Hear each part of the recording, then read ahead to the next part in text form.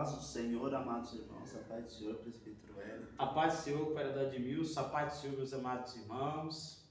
Estamos começando aqui a 13ª lição, presbítero Hélio, dessa revista espetacular e abençoada, a Justiça Divina, que está lá baseada no livro de Ezequiel, né? A revista a qual nós usamos da IBO, Escola Bíblica Dominical, das Assembleias de Deus. Estamos fazendo esse estudo, estamos aqui na última lição, encerramento desta revista tão rica e quanto aprendizado até aqui, né? Mas hoje nós vamos estudar o tema, o Senhor está ali, né? O texto áureo diz assim: não se fará mal nem dano algum em todo o monte da minha santidade, porque a terra se encherá do conhecimento do Senhor, como as águas cobrem o mar. Está lá em Isaías 11:9. E a nossa verdade prática está lá. O Deus de Abraão, de Isaac e de Jacó governa soberanamente o seu povo. Ele está no meio do seu povo. Eita glória! Vamos orar ao Senhor e já dar início a este estudo maravilhoso. Senhor Deus eterno, Pai, nós te agradecemos, meu Pai, por cada vida, meu Pai, por cada pessoa, Pai eterno, a qual está assistindo, Pai eterno, via este meio de comunicação, Senhor amado, e abençoa, Pai eterno, Pai da glória, possamos aprender juntos, Senhor amado, mais da Tua palavra, para a edificação, Senhor amado, da Tua igreja. Eu te honro e te agradeço, em nome do Senhor Jesus. A nossa leitura bíblica em classe está lá em Ezequiel, capítulo 48, versículo 30 ao 35. Amém, cooperador Edmilson? Amém. Nós não vamos fazer essa leitura para não estender muito o vídeo, mas você pode estar procurando ou acompanhando através da revista. Se não tiver, pode abrir lá em Ezequiel, igual o presbítero mencionou. Vamos à introdução, e já citando a verdade prática, que é a palavra-chave, que é Senhor. A palavra-chave é Senhor. Amém. A introdução. Vimos na primeira lição do trimestre que o livro de Ezequiel antecipa a tradição apocalíptica das Escrituras. O livro de Ezequiel começa com a visão da glória de Javé e conclui com a descrição da glória de Deus na Jerusalém glorificada. Não é possível compreender o livro do Apocalipse sem os oráculos de Ezequiel. Encontramos abundantes dados cruzados nestes dois livros, e ambos são revelações sobre o fim dos tempos. A presente lição encerra o trimestre estudando os aspectos da Jerusalém e do milênio. Amém, cooperador Edmilson. Então, vamos lá ao nosso primeiro tópico dessa lição, que é sobre a cidade. Amém? Há certa similaridade entre a visão de Ezequiel e a do Apocalipse. João no livro de Apocalipse, e na linguagem e no conteúdo. Mas é importante que os crentes saibam distinguir a diferença entre Jerusalém do milênio e da nova Jerusalém do mundo vindouro, né, cooperador Edmilson? Então, são essas diferenças que a gente vai estar, né, estudando e aprendendo nessa lição, né, em nome do Senhor Jesus. Então, lá no primeiro ponto, lá, o cooperador Edmilson disse que e estas são as saídas da cidade. Cooperador Edmilson. Essa seção final da profecia é um suplemento, não somente no capítulo, mas também no próprio livro.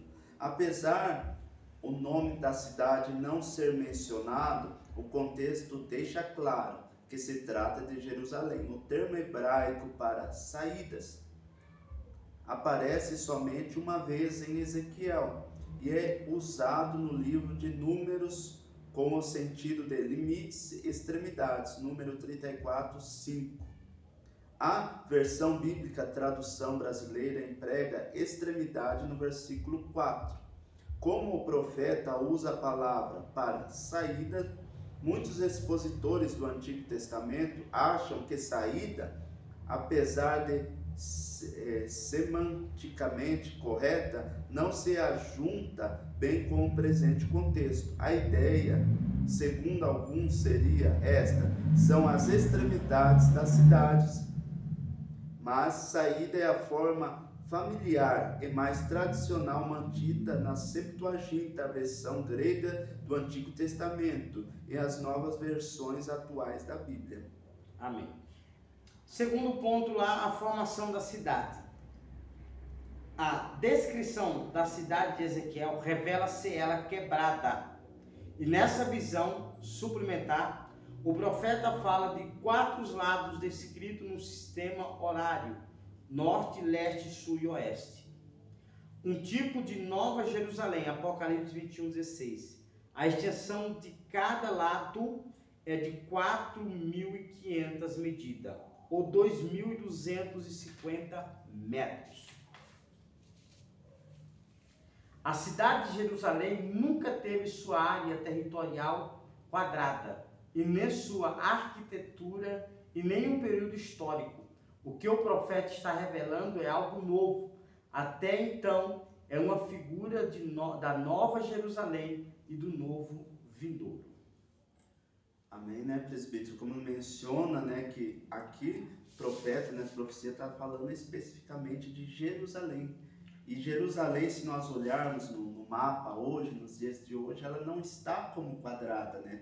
Mas sim aquela visão a qual o Senhor mostra ao profeta, ele está se referindo à nova Jerusalém do mundo vindouro. Mas como será isso? Isso o Senhor ainda está para revelar. O Senhor não nos deu, né, aos santos essa revelação, mas isso está posteriormente, né? O Senhor ainda há de revelar sobre essa formação de uma Jerusalém quadrada, mas sim ela está se referindo de uma nova Jerusalém do mundo vindouro, não, né, do formato presente, que hoje ela não está como quadrada. Né? Amém. As 12 portas. A Jerusalém histórica no período de Ezequiel e Jeremias possuía pelo menos 6 portas. Segundo o livro de Jeremias, a porta do povo, Jeremias 17:19, a porta do sul, Jeremias 19:2, a porta de Benjamim, Jeremias 22, a porta esquina, Jeremias 31:38, a porta dos cavalos, Jeremias 31:40, a porta do meio, Jeremias 39:3, a porta entre os muros, Jeremias 52:7, a torre do templo de Marduk, Deus dos babilônios. Aqui está descrito um Deus com Deus menor, então não é o Deus dos babilônicos, né, a qual eles achavam que era um Deus, né? Etemanic tinha um recinto quadrado, cujo acesso era por 12 portas. Ezequiel conhecia a sua cidade de origem. Ezequiel talvez conhecesse também a torre de Marduk da Babilônia, pois vivia entre os exilados da Babilônia. Já vamos aqui no quarto subtópico, a origem do formato e das portas. Deus é a fonte da revelação e da inspiração da visão e da mensagem de Ezequiel. Não se pode admitir que o profeta se inspirou num templo pagão, pois os oráculos entregues ao profeta, seja por imagem, seja por som, seja por visão ou palavra, vieram de Javé. Apesar de ser literal pela descrição da cidade, ela é uma figura da nova Jerusalém, Apocalipse 21:10-13, cujo arquiteto é construtor e o próprio Deus, Hebreus 11:10. Por que Ezequiel se inspiraria na cidade de Babilônia? Isso não faz sentido, presbítero. Amém. Então, as 12 portas, Jerusalém histórica do período de Ezequiel, Jeremias possuía pelo menos 6. No livro de Jeremias diz assim, que é a porta do povo, a porta de Benjamim, a porta de esquina, a porta dos cavalos, a porta do meio e a porta dos muros, né? Mas a nova Jerusalém, ela vai possuir quantas portas? 12 portas. As 12 portas, né? E essas 12 portas aqui, ela aponta para as tribos de Israel. É verdade. Né? A qual foi dividido, né? O qual foi dividido. E adiante a gente vai ler sobre isso para do Edmilson, tá? E a origem do formato, né, ali onde o pregador leu, Deus é a fonte de revelação e de inspiração da visão e da mensagem de Ezequiel. Ou seja, Ezequiel, por mais que ele tenha, né, vivido numa época né, de um tempo de muita apostasia, né, Ezequiel estava trazendo um texto futurístico, um texto escatológico, falando da nova Jerusalém de Deus, né, da nova Jerusalém de Deus, e as visões, né, relatando as visões que ele muitas das vezes teve levado pelo Espírito de Deus, né, imperador? E ali diz que cujo arquiteto e construtor é o próprio Deus. Por isso que Ezequiel inspirava-se na cidade de Babilônia. Isso não faz sentido,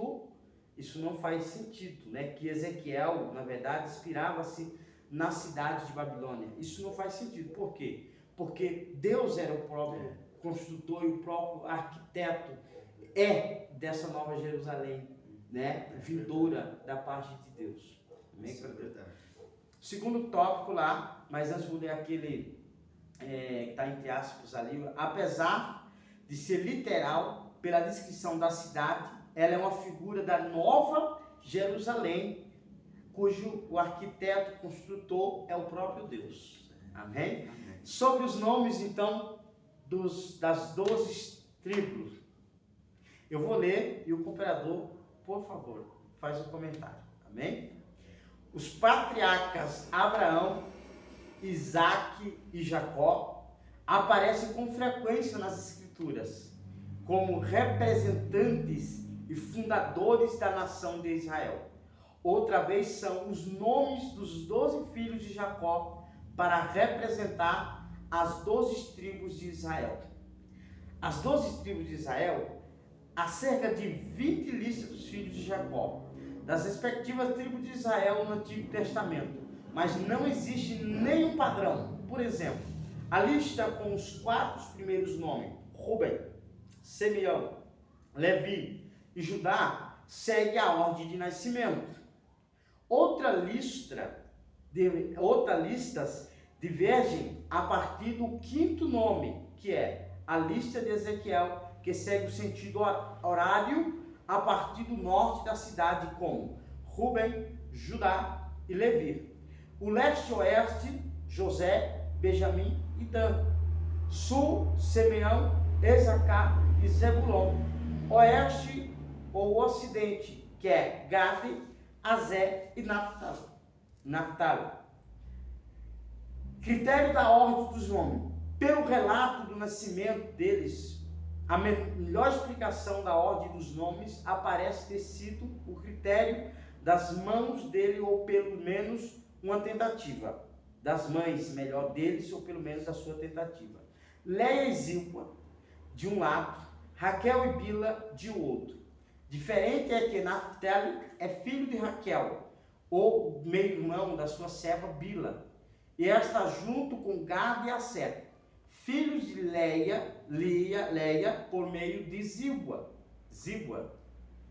Toda a escolha tem seu propósito, nada é aleatório. Os escritores bíblicos sabiam o que estavam fazendo. A questão é que nos conhecemos esses critérios. O propósito dos nomes. Dos 3 patriarcas do Gênesis, Abraão, Isaque e Jacó, o último deles foi o único em que não houve eliminatória dos filhos para a formação de nação de Israel. De Abraão, o filho escolhido foi Isaque. De Isaque, o filho escolhido foi Jacó. E de Jacó todos foram incluídos na nação escolhida. Esses 12 filhos de Jacó deram seus nomes aos 12 territórios na terra de Canaã durante a partilha da terra sob a liderança de Josué. Assim, o próprio desses 12 nomes dos filhos de Jacó, como representante da nação, está claro também no éfode sacerdotal, e porás as 2 pedras nas ombreiras de éfodes para pedra de memorial, para o filho de Israel. E Arão levará os seus nomes sobre ambos, os seus ombros, para memória diante do Senhor. O nome nas 12 portas da Jerusalém milenar, bem como na Nova Jerusalém, tem propósito a memória dos filhos de Israel. Então, né, quando nós estudamos ali, né, que as 12 portas é a representação dos 12 filhos de Jacó. Lá em Gênesis, no capítulo 2, começa a narrar a história de um homem chamado, que então era chamado de Abrão. E o Senhor então mudou o nome de Abrão para Abraão, né, que significa, né, pai de muitas nações, ou multidões de nações, como, né, como está descrito na palavra. Então, Abraão gerou Isaac, né? Então ali está descrito que o escolhido dos filhos de Abraão foi Isaac. De Isaac, o escolhido foi Jacó, né? E de Jacó não teve 12 filhos ali, não teve uma escolha, escolhemos um ou outro, não, foram todos escolhidos pelo Senhor. Eles tiveram a honra de ser todos escolhidos, né? Ali em Gênesis descreve ali, né, o nascimento de um, e alguns ali não está numa devida ordem de nascimento.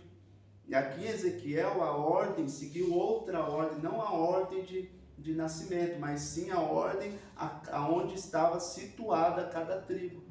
Né? Ao norte estava alguma determinada tribo, ele foi chamando tribo A, B ali, não pela ordem de nascimento. Então, né, para que não gere, né, dúvida, falar por que Ezequiel a ordem está contrária à de Gênesis? Porque seguiu uma ordem diferente. Mas como aqui descreve que o Senhor não faz nada, né, não é nada por acaso, tudo tem um propósito na Bíblia, tudo tem um propósito, entender, né? Então ele seguiu esta ordem, né, de onde estava situada cada tribo. Então cada um dos filhos ali representa cada porta ali situada. Então os 12 filhos de Jacó, então cada nome está ali de cada tribo, né? E ali descreve, né, dos 3 patriarcas de Abraão, Isaac e Jacó, o último deles foi o único em que não houve eliminatória dos filhos para a formação de nação. Então foram escolhidos todos. Assim, o propósito desses 12 nomes dos filhos de Jacó como representantes na nação está claro. Também o éfode sacerdotal, e porás as 2 pedras nas ombreiras do éfode por pedras de memória para os filhos de Israel. Então foram todos ali escolhidos, né, e honrados, né, e nós temos até hoje, está escrito na palavra, né, está o nome desses 12 filhos de Jacó. E diz a lição, né, que os nomes nas 12 portas de Jerusalém milenial têm o propósito de memória dos filhos de Jacó, ou dos filhos de Israel, né? Porque Jacó, né, Deus mudou o nome dele, né, no encontro lá no Vale de Jaboque, né? Deus muda o nome de Jacó para Israel, que significa lutaste com Deus e prevaleceu, né? Então o nome das 12 portas vai trazer em memória, né, o nome dos 12 filhos de Israel, ou Jacó ou Israel, né? E também mais um detalhe, que alguns estudos passados que nós tivemos, né, que ali descreve os 3 patriarcas, Abraão, Isaac e Jacó. Só que também, posteriormente, os 12 filhos seriam reconhecidos como patriarcas também.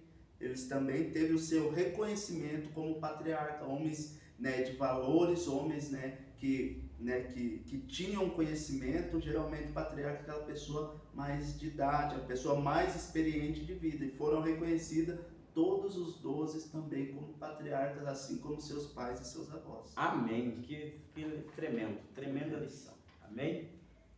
Vamos então para o nosso terceiro tópico. O Senhor está ali, que é o tema, né, da nossa lição de hoje. Esse é o novo nome da cidade de Jerusalém. Depois da sua purificação e restauração espiritual, sem deixar lembrança da idolatria, prostituição e violência, o nome de Jerusalém não conseguiu deletar da memória do povo as abominações do passado. Por isso, esse nome precisa ser mudado. Os nomes da cidade. O primeiro nome da cidade de Jerusalém é Salém, está lá em Salmo 72:6, que significa paz. Desde os dias do patriarca Abraão, ela foi chamada também como Jebus, Juízes 19:10, que esteve sob o domínio de Jebuseus e só foi conquistada por Davi, depois de alguns séculos da conquista de Canaã, a chamada também da cidade de Davi. Ela é também chamada de Sião e de Ariel, Isaías 2:3. Jerusalém é o nome mais conhecido e significa cidade de paz. Mas esse nome não aparece no suplemento da profecia de Ezequiel. A cidade é identificada pelas características ali apresentadas em Apocalipse 21:6. Ela é chamada em Apocalipse de Arraial dos Santos, a cidade amada. Vamos lá para o nome divino. Os nomes de Deus não são apenas um apelativo, nem simplesmente uma identificação pessoal, mas são inerentes à sua natureza e revelam suas obras e atributos. Não é meramente uma distinção dos deuses das nações pagãs. O nome revela o poder, a grandeza e a glória do Deus Todo-Poderoso, além de mostrar os atributos dele. O próprio Deus se identifica a si mesmo como Hashem, o nome, segundo Samuel 6:2. Quando a Bíblia faz menção do nome de Deus, está se referindo ao próprio Deus. Haverá um lugar que escolherá o Senhor, o vosso Deus, para ali fazer habitar o seu nome. Deuteronômio 12:11. Yahvé Shammah. A Bíblia nos mostra com clareza que Deus se deu a conhecer nos tempos do Antigo Testamento por vários nomes inerentes à natureza e às circunstâncias de sua relação. Para Abraão, ele apareceu como a provisão para o sacrifício em lugar de Isaac, seu filho, com o nome de Yahvé Yireh, ou Javé Jireh, que significa o Senhor proverá. Ele prometendo livrar os filhos de Israel daquelas pragas e enfermidades que sobrevieram aos egípcios. Ele se manifestou como Yahvé Rafá, Javé Rafá, isto é, o Senhor que sara, entre outros nomes, mas o nome divino Yahvé Shammah, Javé Samá, isto é, o Senhor está ali. É um novo nome dado à cidade do milênio.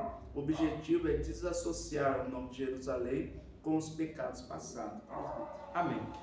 Então, terceiro tópico, o Senhor está ali. E o Senhor, com o imperador Edmilson, ele se apresenta com diversos nomes, né? A gente pode ver lá que Yahvé Shammah, né? Mostra, claro, que Deus se deu a conhecer nos tempos antigos, no Testamento, por vários nomes, né? Que é inerente à sua natureza e à sua circunstância da revelação. A Bíblia vai falar que para Abraão ele se aparece como Jeová Jireh. O que significa Jeová Jireh? É o Deus da providência, né? Deus proverá, né? Então, para muitas pessoas, Deus se apresenta como Jeová Jireh, Deus da providência, Deus proverá, né, imperador Edmilson? Para outras pessoas, Deus vai se mostrar como Yahvé Shammah, né? E Deus vai se revelando, né, conforme a necessidade de cada pessoa, né? Lembrando aqui então que o Senhor vai estar na cidade, na Nova Jerusalém ou na Sião de Deus. Jesus vai estar ali e o nome Jerusalém não consegue delatar da memória do povo, né? Então isso vai delatar, né, o nome Jerusalém. Não conseguiu delatar da memória do povo as abominações do passado. Por isso esse nome precisa ser mudado. Lembra de quando a gente mencionou que Deus mudou o nome de Jacó? Isso. Por quê? Porque o nome Jacó significa trapaceiro, né? Aquele que tira de alguém aquilo que não era seu, né? Ele era trapaceiro. A Bíblia diz que ele desde o nascimento dele, que ele trama na hora da primogenitura, quando, né? Então o que acontece? Deus muda, porque Jacó jamais poderia ficar com o nome próprio de um significado tão horrível, né, de trapaceiro e tudo.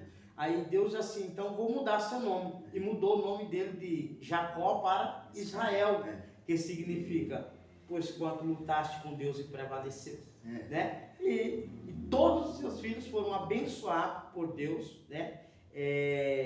Foram divididos as 12 tribos de Israel, cada um teve, né, uma responsabilidade diante, né, do reino, né, diante da obra de Deus. E a Nova Jerusalém não vai continuar com o mesmo nome. Por quê? Porque a velha Jerusalém, o que havia na velha Jerusalém? Idolatria, prostituição, violência. Foi por causa disso, né, comprador, das abominações que havia no templo, que a glória de Deus se retirou do templo. Nós lemos nas revistas, aliás, nas lições passadas, lição 4, né? Lição 4, né? Então, Deus saiu. E ele só retorna quando isso for limpado, tirado, essas abominações, né, companheiro? Então, a Bíblia vai dizer que para não restar memória, Deus vai mudar o nome. Não vai permanecer o mesmo nome. E o nome vai ser O Senhor Está Ali. E o nome vai ser isso aí. Muito bem, o Senhor está ali. Vai ser forte, tremendo. Que Deus maravilhoso. Amém? Que lição riquíssima, né, imperador? Que lição maravilhosa. Chegamos para a nossa conclusão, imperador. Chegamos para a nossa conclusão dessa lição. Em nome de Jesus, esperamos que você tenha entendido e compreendido, né? E juntamente conosco, crescer no conhecimento. O apóstolo Paulo ensina que com a queda de Israel veio a salvação para os gentios. O que não diremos com a sua plenitude? As bênçãos anunciadas nas profecias de Ezequiel não se restringem apenas ao novo judeu. Elas são extensivas a toda a terra. É importante salientar que nós já estamos sendo abençoados como igreja pela presença do Espírito Santo em nossas vidas. Amém, vereador. Agora resta nós vamos orarmos e agradecermos a sua vida, né? Claro, primeiramente a Deus por nos ter concedido, né? Mas essa oportunidade, a sua vida, que sem você nós não estaríamos, né? Fazendo esses vídeos. Claro que a gente faz justamente para que você venha crescer conosco, né? No conhecimento do nosso Senhor e Salvador Jesus Cristo. E eu falo para vocês, adquiram, irmãos, a revista da Escola Bíblica Dominical da CPAD, porque é lições extraordinárias. O que nós aprendemos, imperador Edmilson, nessa lição, a justiça divina fechando com chave de vitória esse ano de 2022, né, imperador Edmilson? Deus tem sido bom e misericordioso conosco todo o tempo, né, imperador? E nós só temos que louvar e agradecer a vocês que nos acompanham. Está orando. Deus abençoe aos amados irmãos, a Deus primeiramente, presbítero Hélito. Deus abençoe a sua vida. Senhor Deus e eterno Pai, nós te agradecemos, Senhor amado, por esta revista, por este estudo, Pai eterno, possamos ter concluído, meu Deus e meu Pai, pelos aprendizados, Senhor amado, aqui absorvidos, Senhor amado, através da Tua Palavra, que nós possamos viver, Senhor amado, mais doce e puro Evangelho, Senhor amado. Eu te honro e te agradeço, em nome do Senhor Jesus.